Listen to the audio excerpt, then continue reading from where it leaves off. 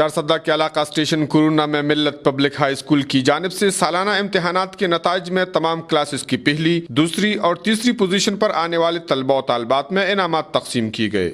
اس حوالے سے ایک تقریب کا انعقاد کیا گیا جس میں محکمہ تعلیم ضلع چارسدہ کے اعلیٰ افسران، اسکول انتظامیہ، اساتذہ، والدین اور اسکول کے بچوں نے کثیر تعداد میں شرکت کی۔ تقریب کو چار چاند لگانے کے لیے اسکول کے بچوں نے خاکی، ٹیبلوڈز، ملی نغمے اور نظمیں پیش کی، جس سے شرکاء بے حد محظوظ ہوئے۔ شرکاء سے خطاب کرتے ہوئے ڈسٹرکٹ آفیسر محکمہ تعلیم جہانگیر خان اور اسکول پرنسپل اسماعیل نے کہا کہ تعلیم کی مد میں پرائیویٹ سیکٹر نے محکمہ تعلیم کی بے حد مدد کی ہے۔ انہوں نے کہا کہ پرائیویٹ اسکولوں کی بدولت ان علاقوں میں بھی بچے تعلیم کی روشنی سے مستفید ہو رہے ہیں جہاں سرکاری اسکولوں کا قیام ممکن نہیں۔ تعلیم کا مقصد صرف معلومات بڑھانا نہیں بلکہ اس پر عمل کرنا لازمی ہے۔ دنیا میں جہالت سے بڑھ کر کوئی محتاجی نہیں، جبکہ علم تلوار سے بھی زیادہ طاقتور ہوتی ہے۔ انہوں نے والدین پر زور دیا کہ وطن عزیز کا نام روشن کرنے اور معاشرے میں تعلیم کو عام کرنے میں اساتذہ کرام کے ساتھ بھرپور تعاون کریں۔ تقریب سے دیگر مقررین نے بھی خطاب کیا۔ کفایت اللہ، اے نیوز، چارسدہ۔